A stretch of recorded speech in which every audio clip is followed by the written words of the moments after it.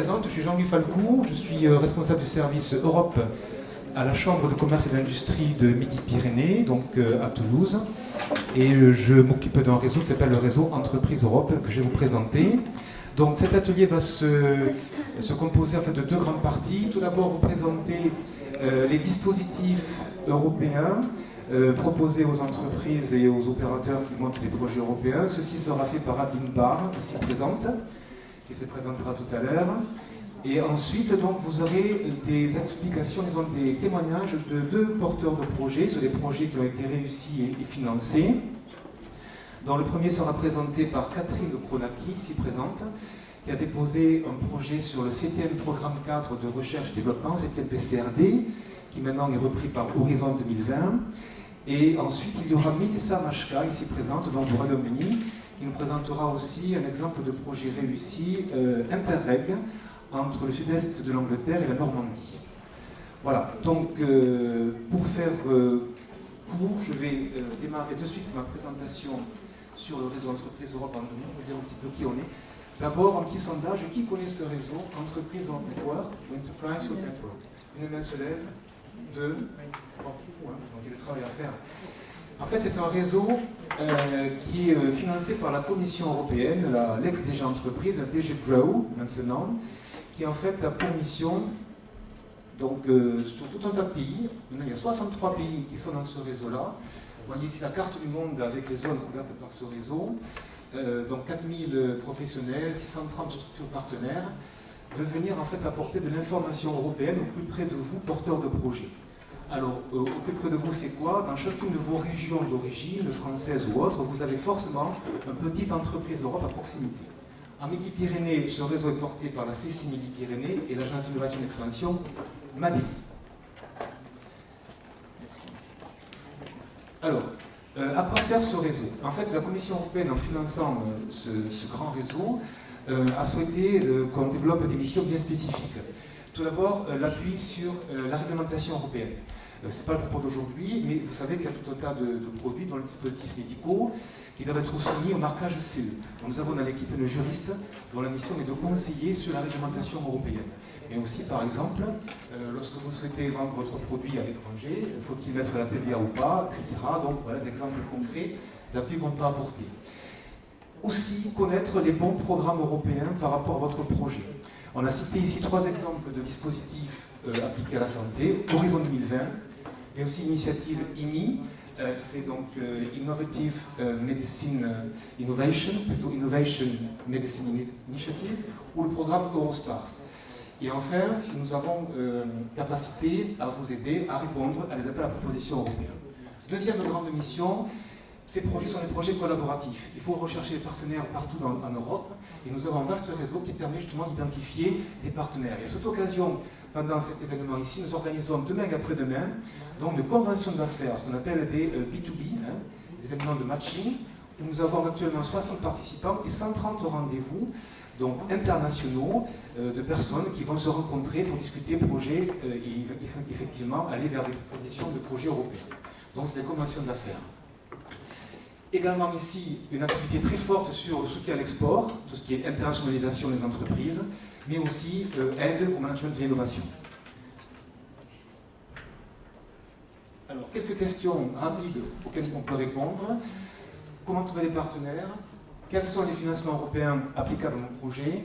Comment intégrer un consortium, si je suis uniquement partenaire et pas coordinateur? Quels seront les projets les plus éligibles? Mon projet est-il éligible aussi au programme européen qui m'intéresse? Quel est le taux de financement? Comment protéger ma propriété intellectuelle? Très important dans un accord de consortium. Comment être visible à l'échelle européenne, me faire connaître également.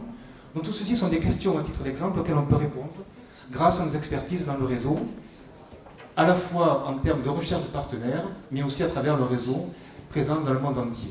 Et on s'appuie sur des partenaires, évidemment, que sont les points de contact nationaux, ici présents avec Adeline, les points de contact national santé et TIC.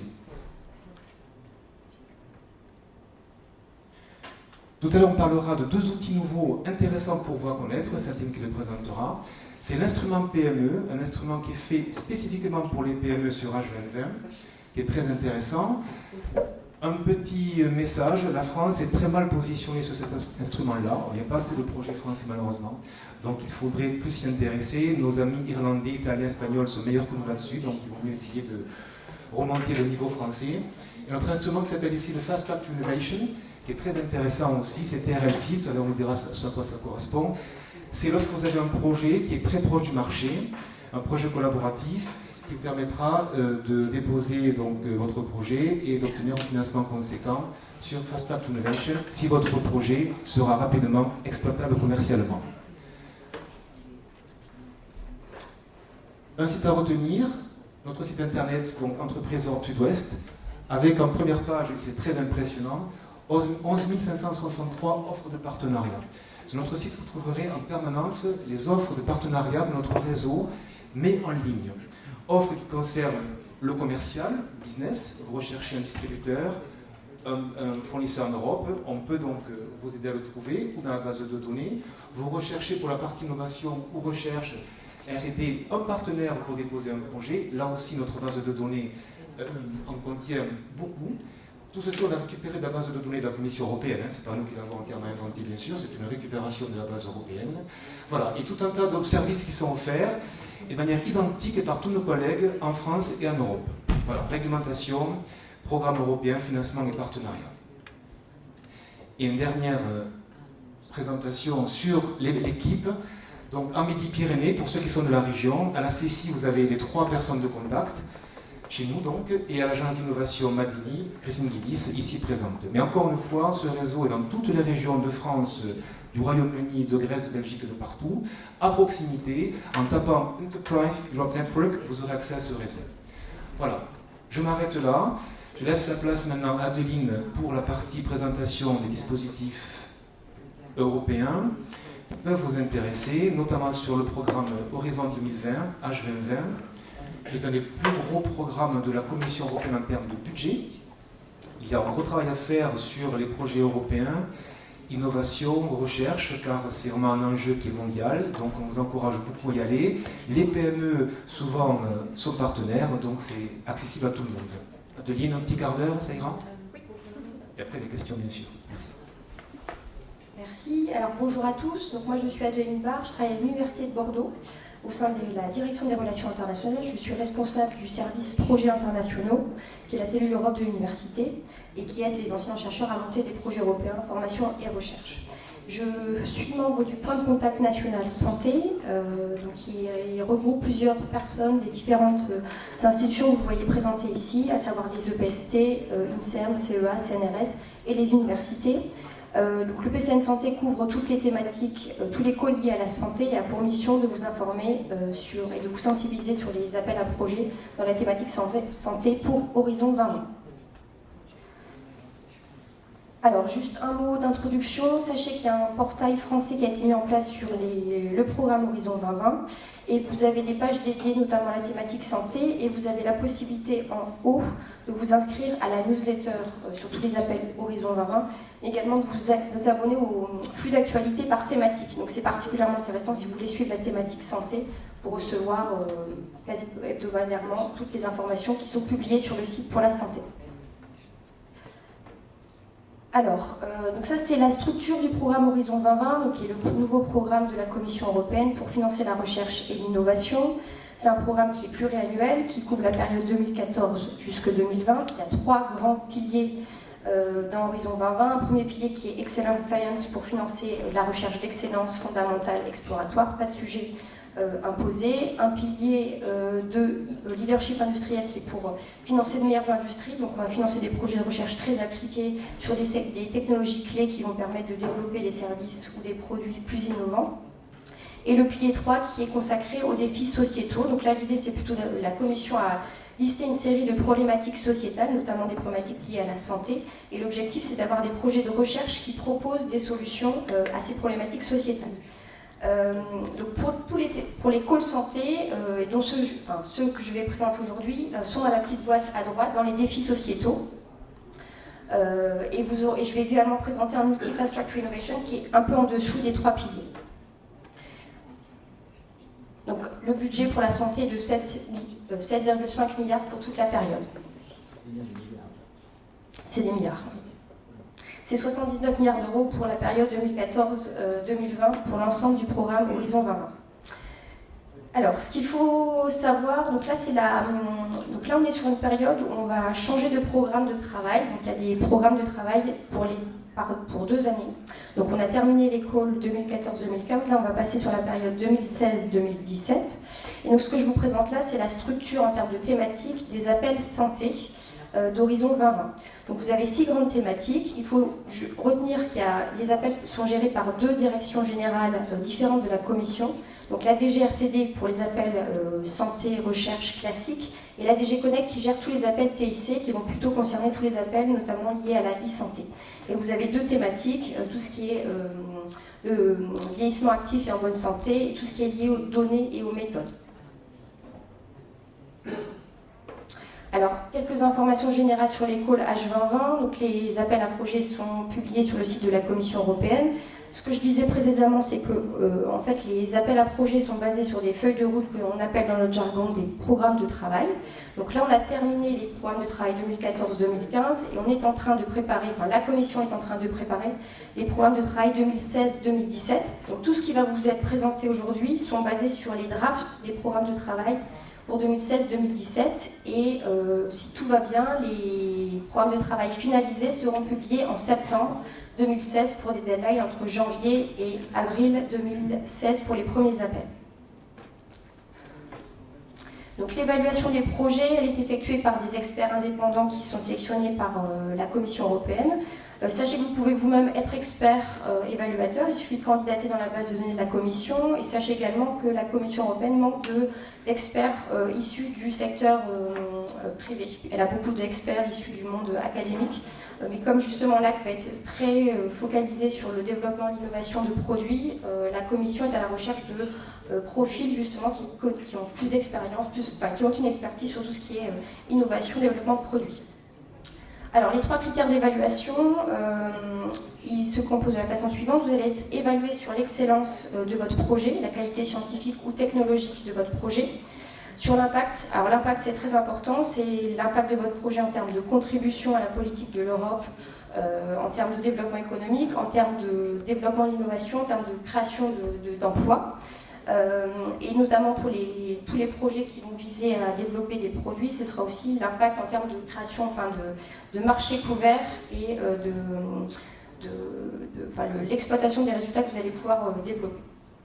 Et l'implémentation, cela concerne en fait la mise en œuvre de votre projet, donc la manière dont vous allez découper votre projet en work package, c'est la complémentarité de vos partenaires et votre schéma de gouvernance pour gérer votre projet. Donc il faut savoir que les 3 critères sont évalués avec des notes seuil si vous êtes en dessous de la note seuil, vous êtes éliminé ou pas évalué jusqu'au bout de votre projet. Pour les actions d'innovation ou l'instrument PME que je vais présenter, qui sont des instruments qui se focalisent sur le développement de l'innovation, l'impact sera pondéré à 1,5. Alors, je vais donc faire un focus sur 4 instruments qui sont plutôt spécialisés en tout cas en direction des PME. Alors, ces 4 instruments sont les suivants. Les projets collaboratifs. Donc là, on est sur des projets collaboratifs de recherche. Donc l'idée est qu'il y ait derrière un consortium avec un coordinateur et plusieurs partenaires qui apportent une expertise complémentaire. En termes d'éligibilité, il faut 3 pays, 3 États européens ou 3 États associés différents pour pouvoir participer. Et vous allez avoir des deadlines qui sont fixes selon les appels à projets. Il y a 2 types de projets un peu différents dans les projets collaboratifs. Les Research and Innovation Action qui sont plutôt sur le développement de nouvelles connaissances ou explorer la faisabilité d'une nouvelle technologie, et les Innovation Action qui sont beaucoup plus proches du marché et qui vont viser le développement de services ou de produits.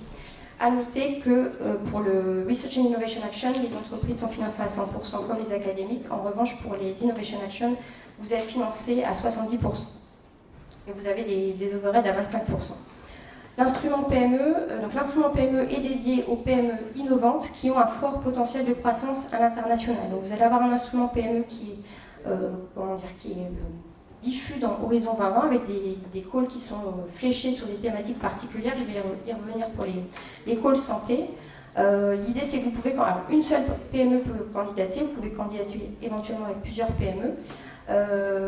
L'objectif est vraiment de permettre aux PME innovantes de se développer pour aller acquérir un marché à l'international. Les appels à projets fonctionnent avec des cutting deadlines, c'est-à-dire que vous allez avoir 2 appels par an et donc vous pourrez soumettre à plusieurs périodes. L'autre instrument que je vais présenter est le Pre-Commercial Procurement et Public Procurement of Innovative Solutions. Alors, c'est des dispositifs qui sont un peu complexes. Ce qu'il faut retenir, c'est que ça finance, donc dans le premier cas, pour les Pre-Commercial Procurement, ça finance, en fait, c'est de l'achat pré-commercial public. Donc, c'est des groupes d'acheteurs publics qui vont se mettre ensemble et qui ont identifié un besoin. Donc, ils vont définir un cahier des charges pour en fait financer des projets de R&D qui vont satisfaire leurs besoins. Donc ce qui est intéressant pour les PME, c'est que vous n'allez pas répondre directement aux appels à projets PCP, mais en revanche, vous pourrez participer aux appels à projets lancés par les bénéficiaires de ces dispositifs pour ensuite proposer des solutions. Je vais juste vous présenter un schéma qui explique un peu mieux le principe de l'achat commercial, de l'achat pré-commercial public. Donc vous allez avoir donc un cahier des charges qui va être défini par le consortium d'acheteurs publics, qui peuvent être des hôpitaux ou même des villes, qui vont définir donc, ce cahier des charges, et pour toutes les phases du développement du produit, donc du développement du design de la solution, le prototype et ensuite le développement à petite échelle du produit, vous allez ensuite avoir une sélection en entonnoir. Donc pour chaque phase, vous allez passer de 4 offreurs de R&D jusque le dernier qui offrira la solution qui est la plus adaptée aux acheteurs publics. Donc ça, c'est le principe du PCP. Le PPI, c'est un peu différent, c'est-à-dire que là, on est vraiment sur la partie commercialisation. L'idée, c'est vraiment de partir du principe qu'il y a des solutions innovantes existantes sur le marché et qui ont été développées à des petites échelles. Et l'idée, c'est un peu de déployer, de changer d'échelle pour répondre aux besoins des acheteurs publics. Donc là, on sera plutôt sur la phase de commercialisation. Et le dernier instrument, c'est le Fast Track to Innovation, sur lequel je vais revenir, qui est vraiment le principe, c'est vraiment d'accélérer la mise sur le marché d'un produit ou d'un service, avec des consortia qui sont essentiellement composés d'institutions, de profit institutions, avec aussi le même principe des cutting deadlines et des réponses assez rapides, puisque la Commission doit encourager le développement de produits et l'innovation.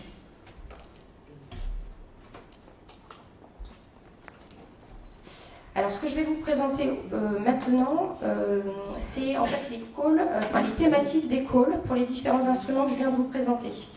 Donc, je vais dire 2-3 mots sur les appels. Si jamais vous avez des questions complémentaires, j'ai les work programmes qui sont à disposition et j'ai plus de détails.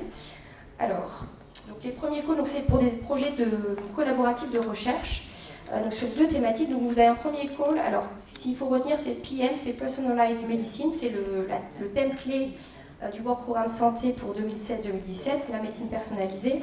Donc les 2 grandes thématiques que j'ai présentées tout à l'heure. Et 2016, c'est pour indiquer quand l'appel va sortir. Donc si vous voyez 2016, c'est que ça sera en 2016. Si c'est 2017, ce sera l'année d'après. Ça vous permet déjà de connaître les appels des années qui vont arriver. Alors le premier, donc PM14, c'est pour un développement de solutions robotiques pour le bien vieillir en bonne santé, avec des projets qui vont impliquer des partenaires japonais.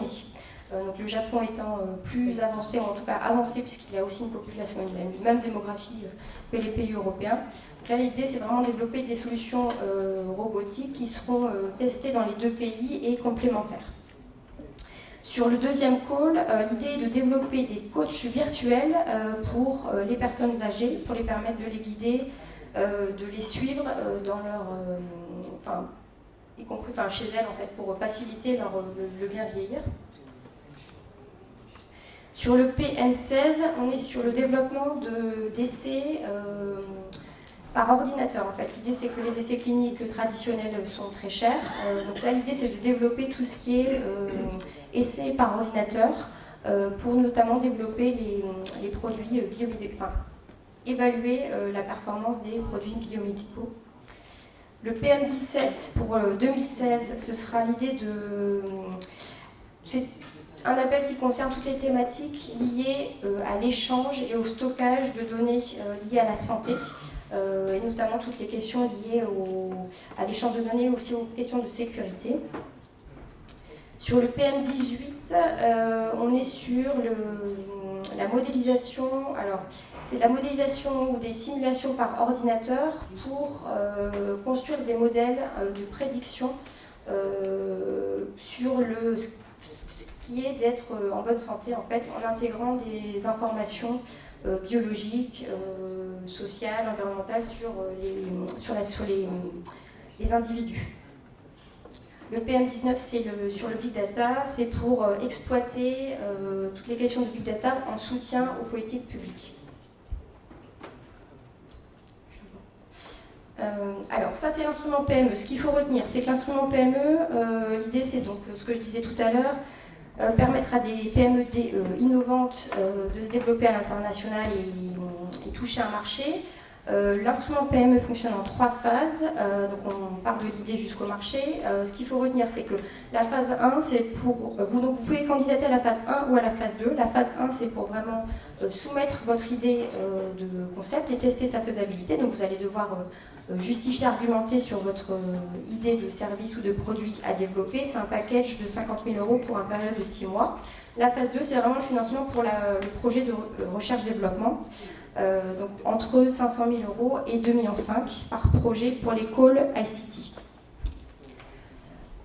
Et la phase 3, c'est pas du financement direct, c'est de l'accompagnement pour trouver des investisseurs privés pour développer la PME que vous aurez commencé à lancer avec la phase 2. Alors, pour l'instrument PME, pour la partie santé, il y a 3 calls PME, 2 qui ne concernent pas la e-santé. Ça, le call qui est présenté ici, c'est la thématique du call PME pour les calls TIC santé. Donc l'idée générale, c'est vraiment de développer des solutions ICT pour la santé, le bien vieillir et le bien-être. C'est assez peu détaillé, donc il faudra insister sur la partie solutions interopérables et la sécurité des données. On n'a pas encore les deadlines de l'appel instrument PME. Sur les PCP, ce que je vais vous présenter, il y a eu un premier call en 2015 sur les PCP. Donc, comme je le disais en introduction, l'important c'est de retenir que vous pouvez aussi vous candidater auprès des consortia qui vont coordonner les PCP. Donc, ce que je vous indique ici, c'est les thématiques des PCP et du PPI. Qui ont fait l'objet d'un appel d'offres en 2015 et dont les résultats vont être connus en septembre. Donc dès que ce sera connu, vous pourrez aller vous voir si les projets vous intéressent et éventuellement vous rapprocher de ces consortia pour proposer des solutions. Je vous ai également mis un lien qui recense en fait tous les PCP, PPI qui ont déjà été financés dans le domaine de la santé sur le précédent programme. Et le dernier instrument est le Fast Track Innovation. Donc là, c'est un outil pilote qui va être testé en 2015-2016. Contrairement aux autres appels que je vous ai présentés, il n'y a pas de thématique imposée. Donc l'objectif, c'est vraiment d'accélérer la commercialisation de services ou de produits. Donc on parle de projets sur des TRL 6, donc c'est-à-dire vraiment avec des démonstrations prototypes qui ont été testées en environnement réel. Les budgets moyens, donc c'est entre 1 à 2 millions, max 3, durée 1 à 2 ans. L'idée de commercialiser votre produit 3 ans max après le début de votre projet. Et vous avez une enveloppe de 100 millions d'euros pour 2015 et ce sera la même chose pour 2016. Donc les financements, c'est comme pour les précédents outils, 70% pour les profit organizations et 100% pour les académiques. Et l'impact, le critère d'impact qui sera important puisque c'est là où vous allez présenter toute la partie business plan. Donc sur le consortium, sachez qu'il y a des petites contraintes en termes de poids des partenaires socio-économiques. Donc vous pouvez avoir des industriels, des PME, des académiques, des clusters. Il faut à minima que le 60% du budget soit alloué au secteur industriel. Et en fonction de la taille de votre consortia, si vous avez un consortia de 3-4 partenaires, il faut au minimum que vous en ayez 2 du secteur industriel et sur 5, minimum 3. Pour terminer, ça c'est les bonnes pratiques à avoir. Donc la première chose à faire si vous êtes une PME, c'est aussi de vous inscrire sur le site Fit4Health, qui est une plateforme qui vise à accompagner les PME sur le montage de projets européens. Donc vous pouvez vous créer un profil dans la base de données de Fit4Health. Ensuite, c'est avoir les contacts avec les universités, les hôpitaux, vous rapprocher de l'entreprise Europe Network et des clusters, des pôles de compétitivité pour partir ensemble sur les appels à projets. Je vous invite également à participer aux infodés organisés par la Commission et au Brokerage Event qui ont lieu. Donc il y aura un prochain infodé qui aura lieu le 18 septembre à Bruxelles et un Brokerage Event juste la veille. Donc les inscriptions seront ouvertes à partir de mi-juillet. C'est intéressant alors pour avoir les infos sur les appels, mais notamment aussi pour participer au Brokerage Event. Et vous pouvez soit vous venir présenter une idée de projet, de projet en réponse à un appel, soit venir présenter votre profil et votre expertise pour qu'ensuite d'autres coordinateurs potentiels viennent vous identifier. Et vous pouvez devenir évaluateur, comme je l'ai indiqué en début de présentation. Je vous ai également mis des liens importants sur la politique de la Commission sur le domaine de la e-santé, le portail Cordis qui recense tous les projets financés, et je rajouterai le lien sur un petit flyer qui vient d'être fait par la DG Connect sur tous les projets e-santé qui ont été financés par l'Europe sur la FP7 et avec les nouveaux projets Horizon 2020. Je vous remercie. Très bien. Merci beaucoup Adeline, il faut l'applaudir parce que Adeline a réussi une performance et présenter dans quart d'heure 4 dispositifs importants européens, c'est très très bien, qui représentent des milliards d'euros derrière, donc voilà, c'est très très bien, un peu de temps, beaucoup d'argent qu'on peut obtenir en répondant à les appels à projets européens. Voilà, donc après en fait, oui, peut-être une question, on va passer, monsieur. J'avais une question qui est structurante pour une PME. À quel moment la PME est-elle financée? Est-ce que c'est en amont ou est-ce que c'est à l'issue et sous réserve de bonne fin? Alors, c'est une fois que vous allez être sélectionné, vous allez devoir signer un contrat, Grant Agreement avec la Commission européenne qui va définir et qui va vous verser un préfinancement. Vous n'allez pas avoir la totalité du financement dès le début, mais généralement c'est quand même une grosse partie du financement. Et l'objectif de la Commission, c'est vraiment de contractualiser 3 mois après, 8 mois après la deadline où vous avez soumis votre projet. Donc il y a 5 mois pour l'évaluation et 3 mois ensuite pour contractualiser, et c'est un peu moins pour le Fast Track to Innovation. C'est réduit à 6 mois parce que l'idée c'est vraiment d'aller beaucoup plus vite. Par exemple, on a déposé un projet sur le programme COSME pour financer le réseau Entreprise Europe. Une fois qu'on a signé, à peu près 3 semaines, on a reçu une semaine après 70% de la subvention. Donc une grosse avance au démarrage du projet. Voilà. Et le reste, le solde, après les rapports successifs, à la fois techniques et financiers. Donc il y a toujours une belle avance pour démarrer. Voilà. Bien, donc après les outils, on va parler maintenant de projets qui ont été financés à travers ces outils précisément. Donc le premier va concerner en fait un projet financé sur le programme, alors c'était le programme précédent H2020 actuel, c'était le 7e PCRD, 7e programme cadre de recherche et développement, c'est toujours des acronymes un peu particuliers à l'Europe, 7e PCRD. Et pour cela, nous avons demandé donc à Catherine Kronaki, qui nous vient de Belgique, mais qui est grecque d'origine, de présenter son projet, qui est très original, car en fait, ils ont déposé un projet qu'ils coordonnent, en fait, avec 7 pays et 13 partenaires, et la particularité, c'est que c'est un projet aussi qui inclut des partenaires américains. Elle vous expliquera en gros ce dont il s'agit.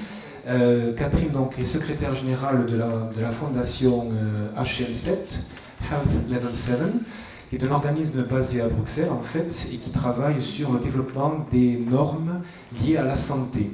Voilà. Catherine, un petit quart d'heure aussi, ça sera possible? In English, mais traduit en français si vous voulez. Hi, I'm delighted to be here. It's my first time in Castros, Pyrenees, and but I already met at least one friend, I'm delighted to be here and share with you some of our accomplishments in this project, which we call Trillium Breeds. And it's called Trillium because Trillium is a flower with pharmaceutical purposes, and breeds because we want to bring the two sides of the Atlantic, the EU and the US, closer. So maybe we can go to the first slide. So what is this project about? For almost 15 years I've been dealing with standards for e-health. And I've been working with standards on e-health because I believe that they are an issue of quality. Interoperability makes things more predictable. But there was also the question in my mind, how much easier is it because we do standards? Does it cost less? how can we improve it? How we can make things better? So we had this opportunity, which was a political umbrella that was signed between the Department of Health in the US and the European Commission, Nelly Kroes at the time, on collaboration. And we had the opportunity to see how close the implementation of standards in the US was with the EU. So we thought that it would be great if we would base our work into really, really big projects. I don't know how many of you have heard of the Meaningful Use Program in the US. Raise of hands? Nobody? Okay, so it's interesting. When the recession happened in 2008, the American government threw a lot of money in the market. And one of the areas that they threw money in the market was healthcare. I don't know how many of you have seen the GDP percentage of healthcare in the US, but it's huge. So they threw a lot of money and they created this program, which is called Meaningful Use Program. And the Meaningful Use Program is about hospitals and doctors using electronic health records. So they created incentives, quality criteria, so they could test if a certain doctor would provide a number of electronic discharge letters to their patients. So you go to a doctor, they see you, and then they give you a report of what is the problem you have electronically, and you can add it to your personal health record. And that was a quality criterion, and then they would pay you for that. So that's the incentives part. That was in the US. In Europe, we were not as advanced, but we did have a huge program called EPSOS. How many of you have heard of EPSOS? One. Okay. So EPSOS is a project that got 43 million from the European Union to do two things. Check the exchange of patient summaries between two countries, two member states, and check e-prescription across member states. And the result of the project was actually adopted as guideline at the European Union level. So these are opportunities for innovation because small to medium enterprises can go in, get those guidelines, and create novel services, right? So back to my story here. In my story, it was simple. I was traveling a lot in the US at that time, and I have two daughters. So when I went to the US, I wanted to enroll my daughter in school. And you know what they asked me? You are from Greece. Do you immunize your kids? Do you vaccinate? Give me proof. Proof. I call up my doctor and I say, please give me a fax me what are the vaccinations of my daughter. I take them to the doctor in the US and they say, I don't know what these medicines are. Let's Google them. That's the level of interoperability we have between Europe and the US right now. So you have to do a lot of talking to people to actually enroll your kids at school, unless you want to vaccinate them twice. And the safety of that is, So I had a lot of incentives, personal, to engage in this project, and we looked into how to exchange patient summaries between Europe and the US, with two projects in mind. So the ends of the bridge that I explained in Trillium Bridge were the Meaningful Use Program in the US and the EPSOS project in the EU. So the partners were difficult to find because they were ministries in Europe. So we talked to the Ministry of Health in Spain, in Portugal, and the region of Lombardy. And we talked to a network of physicians in Massachusetts and Kaiser Permanente, which is about 9 million subscribers in the US, and we asked them, are you eager to invest in this idea to test how we can exchange health records between Europe and the US? And surprisingly, they found this was a good idea, because people appeal to this, the ability to be able to transfer your data, to have them travel with you across the Atlantic, and when, God forbid, you have to visit a doctor, to be able to take back to your physician the list of examinations they did to you, the list of medications they gave you, what exactly was wrong with you, and how they addressed this problem. Okay, makes sense, right? You don't want this to happen, but if it happens, you want to be prepared, believe me. So next slide, please. So, as I said, EPSAS created this guideline, and you can find it online, and you can actually try to implement it as well. It's not really difficult. It's based on the HL7 CDA standard. Next slide. And I also talked to you about meaningful use, so whoever wants the slides, they will be, I presume, available. Next slide. So our use case was simple, as I said. It is the same if you are European or if you are American. You always travel to the other side, and you want to be able to access the names of the medications, your allergies, your problems, and hand them over to a physician that knows what they mean, right? And if something happens, you want to be able to go back to your GP, your general practitioner, your doctor, and say, hey, I was in the US and this is what happened to me, if you are European. Or if you are American, oh, I was in Italy and this is what happened to me. Maybe you can have it on your mobile phone, right? Actually, my daughter said that, oh, I would prefer to have it on Facebook. But I'm not yet there. Next. So we compared the specifications and we also compared specific cases. So this is how the blue thing here is how the US, no, this is a common space, the blue thing. So you can see medications, you can see implants, you can see vital signs, procedures, plan of care, functional status, pregnancy history, results, social history. And you can see a couple of red things, which are the ones that the Americans have, because they have an emphasis on continuity of care.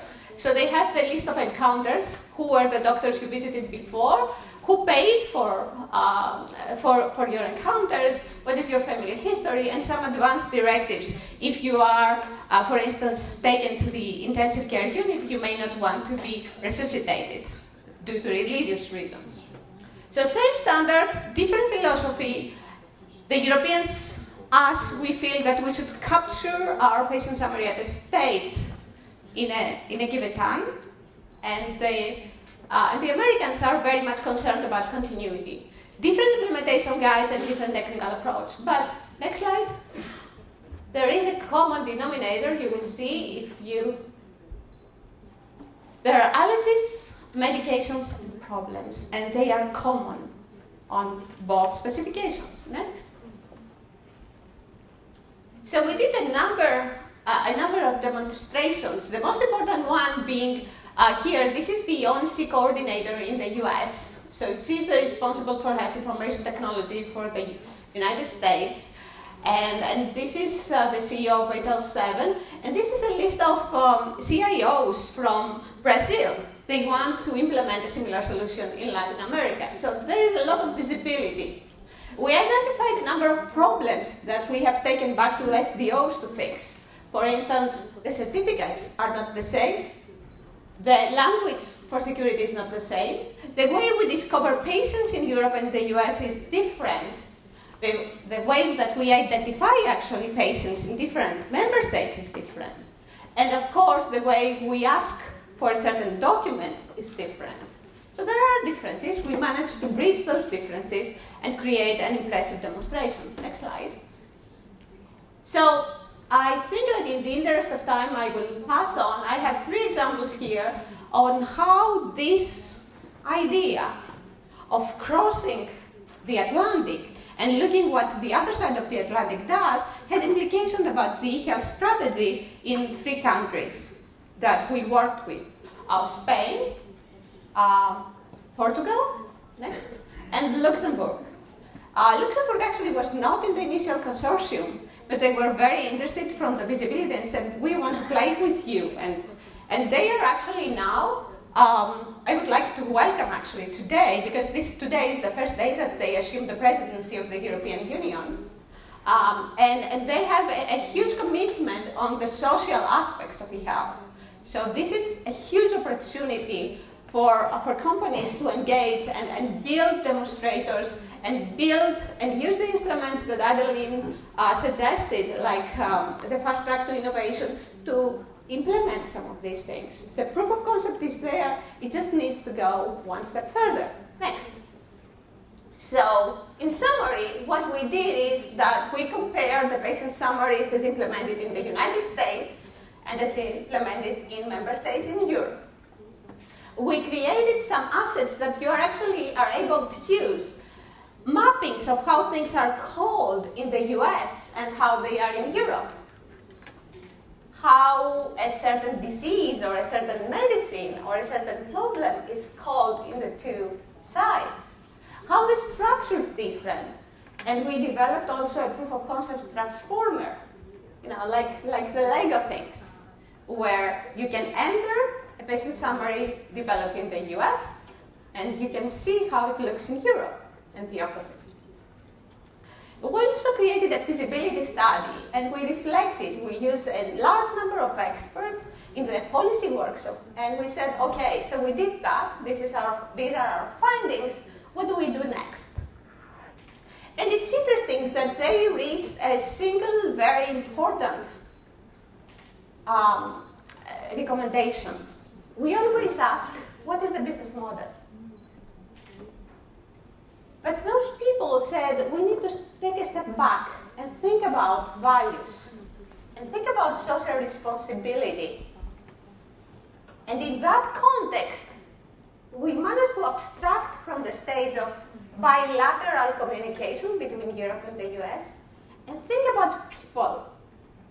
People, no matter where they are around the globe, and what is their right to their health data. So the recommendation that you will see here says that people deserve their health data. They need to have access to their immunizations, at least, their problems, their medications, their allergies, no matter where they are from and no matter where they go. This is a key recommendation. It has been endorsed by a number of organizations around the globe, but it still misses the key global entity that will champion it. So there is a huge number of opportunities here to follow up this project. And I want to actually, so this is a company that invested actually in our work, and their strategic plan, their business plan, is about an e-health passport. So like you have your passport and you take it wherever you go, maybe you can have a digital patient summary in your mobile phone, which you can see in any language there is. And it's specific to you. And you can share it, and you can get back what happened to you. Number of recommendations, I won't go into that in the interest of time. Recommendations of innovation, these are interesting. So the first one is to stimulate the market. We think that the market in Europe needs a number of stimuli. And some of these projects and some of these instruments that were described are an opportunity, but we need more. And perhaps by centering on the international patient summary, we can get things to happen by allowing electronic health record systems to import patient summaries and export patient summaries, by developing apps that have this functionality. And of course, by encouraging the development of new ways of thinking about payment and support. And let me go a little bit further. Yes, I really would like to close, so please go forward. Looking into the future, we have developed a number of new projects. Next slide. Next slide, I think I will proceed. Applications, APIs. This is the future for standards. Check out this. Check out FHIR. Next slide. My conclusion slide. Thank you. So, innovation is happening today. I just gave you an example of how one particular experience can spawn a number of projects, and already it has spawned a number of projects. you have the opportunity to be part of it.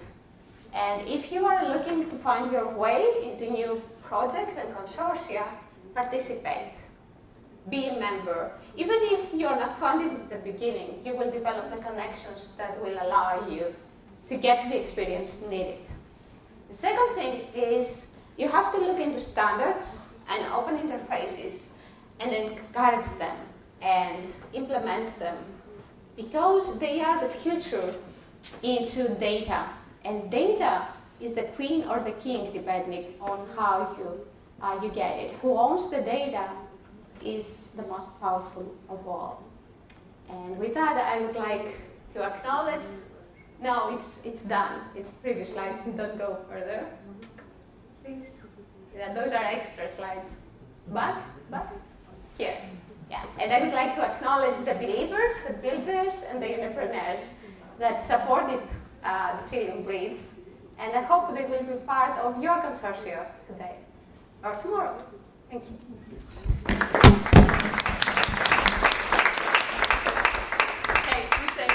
Ça en a encore besoin, on le garde. Merci beaucoup en tout cas, Catherine.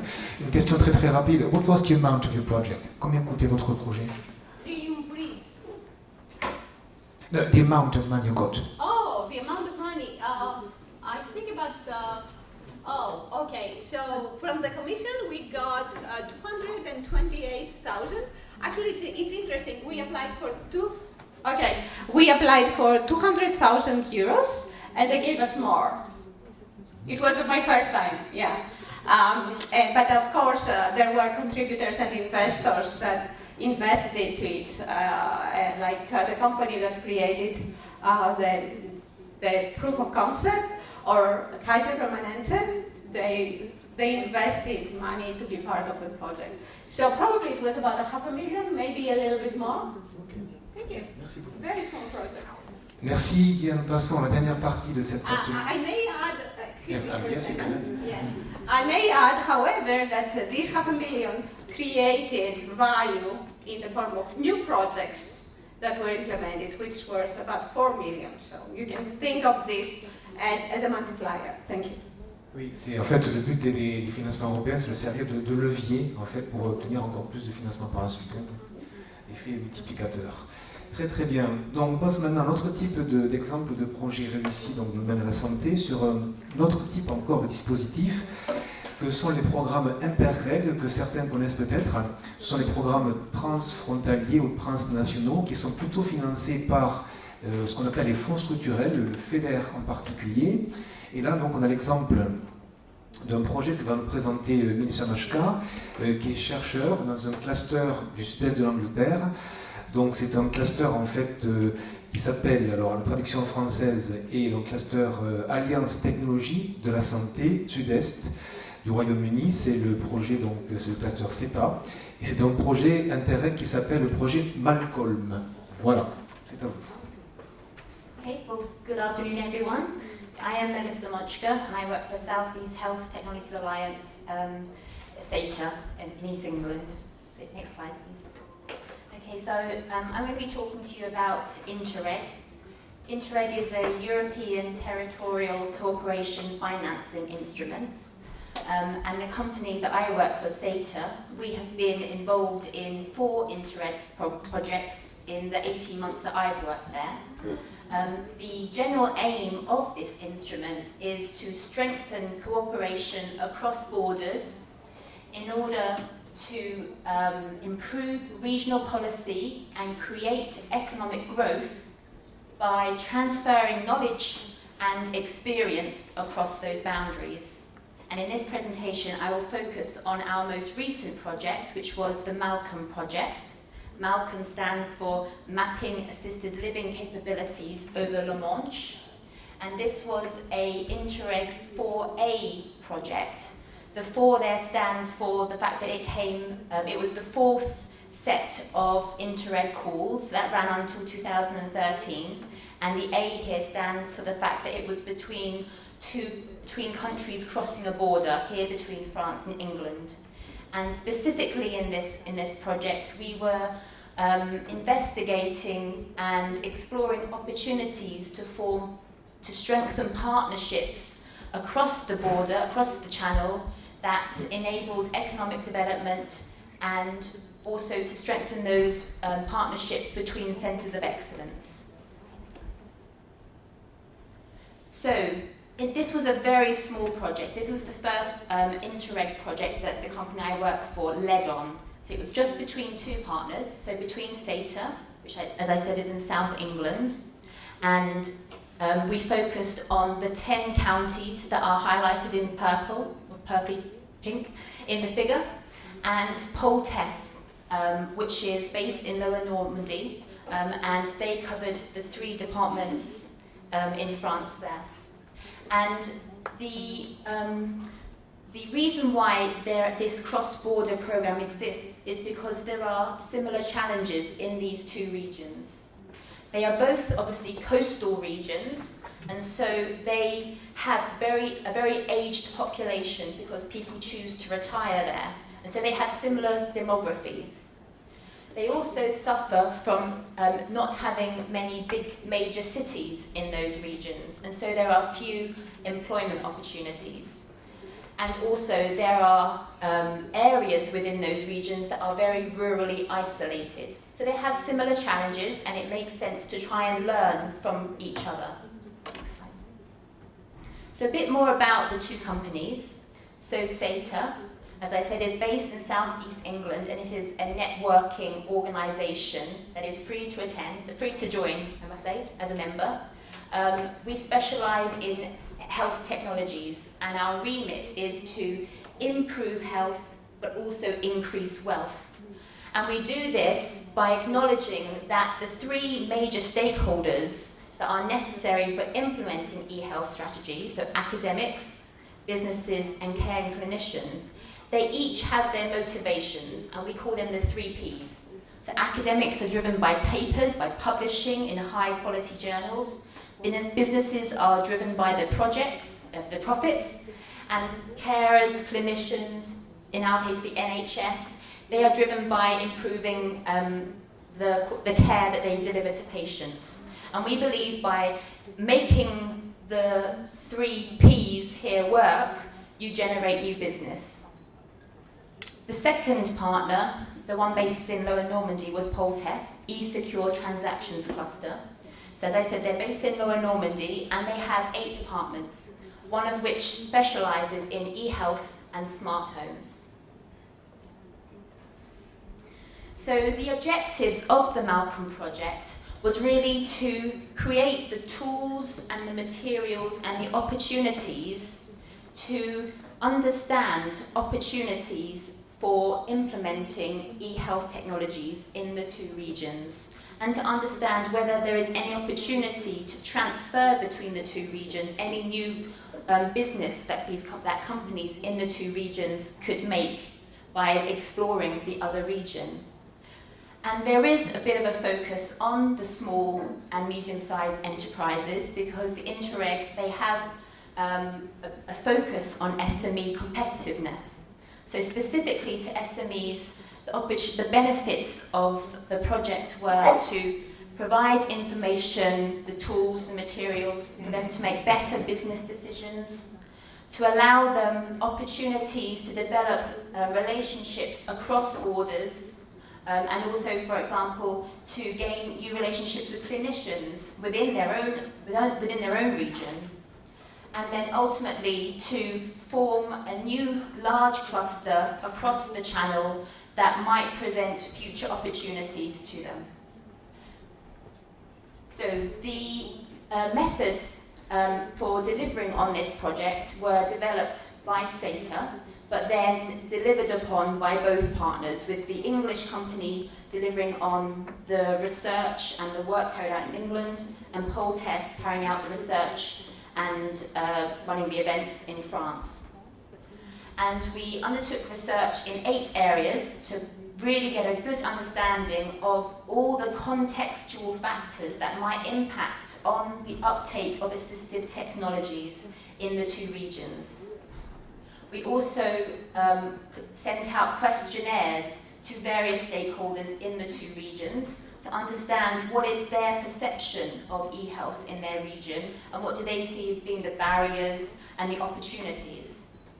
We also identified many examples of good practice to inspire companies perhaps looking to sell into those regions or to set up offices in those regions.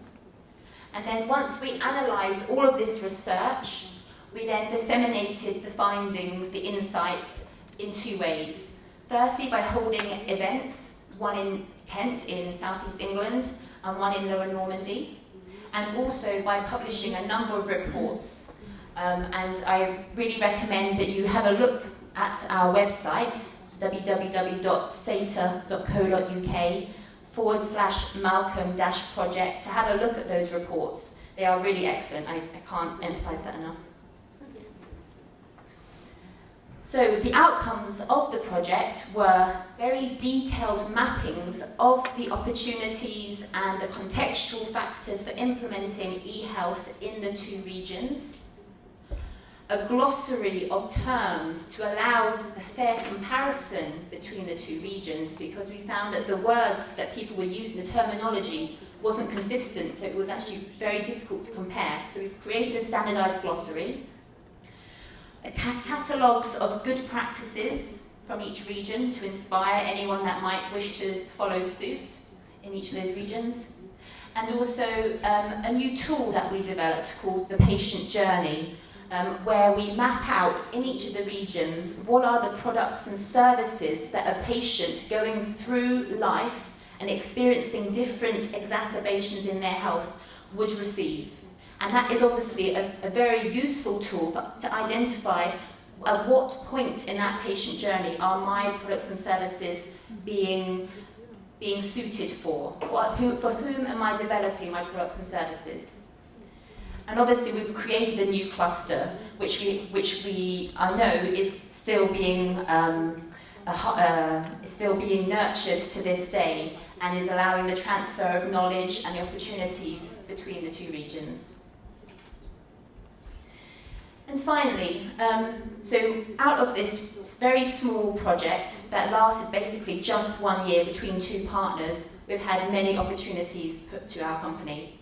So firstly, we've been invited to a number of prestigious events, so this one. We were also invited to speak at the Franco-British Telehealth Symposium in London last year, as well as at the British Embassy in Paris earlier this year.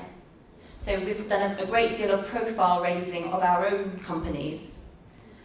We've also been invited to partner in a number of applications to the next round of Interreg funding. For example, one that we are a partner in is called ADAPT, and that is to understand the competitive landscape for intelligent wheelchairs and to support the development of a new system. And finally, it's given us the confidence to lead on a bigger project ourselves. So we are putting in an Interreg 5 bid ourselves in the middle of this month now.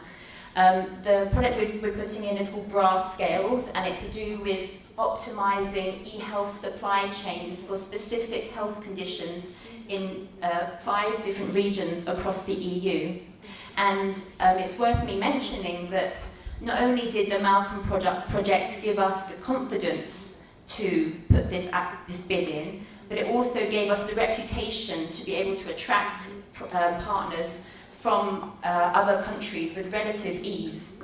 And one other thing I must mention is that there is a small amount of upfront payment available to, I think it's just to micro companies that bid into this fund.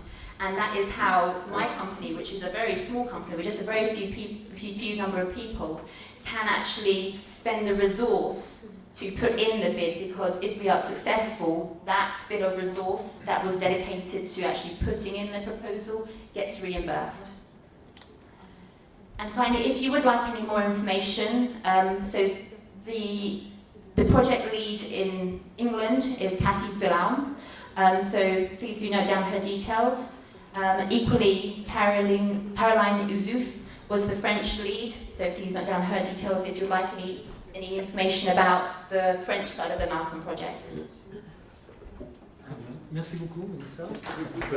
Monsieur, très intéressant le fait de savoir qu'un projet Interreg peut arriver à financer des activités de recherche. Ça, c'est quand même très intéressant aussi. Ça fait vraiment un dispositif supplémentaire par rapport à ce qu'a présenté donc, tout à l'heure Adeline. Ce que vous avez dit aussi est très juste, c'est que très souvent, quand on commence un projet européen, au départ ça paraît compliqué, c'est sûr, voilà, il faut s'y mettre, c'est pas évident. Mais très souvent après, c'est un peu se mettre au pied à l'étrier et recommencer les fois suivantes. On se fait connaître, c'est intéressant, on se crée un réseau et après, voilà, vous passez d'Interreg 4, Interreg 5, etc., etc. Donc il y a toujours une continuité, donc c'est toujours très très intéressant de démarrer un jour pour après savoir qu'on peut continuer longtemps parce que nos compétences sont connues, notre savoir-faire aussi, ça peut marcher.